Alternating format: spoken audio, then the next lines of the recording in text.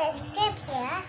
Kali ini saya bukan mau membuat video menghias kue ya, tapi saya mau membuat tutorial memasang stiker kulkas. Alat yang harus disediakan adalah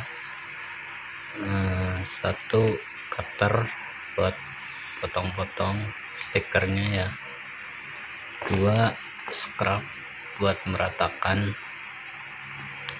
tiga korek untuk memanaskan apabila ada gelembung-gelembung, empat gunting. Mari kita simak video berikut.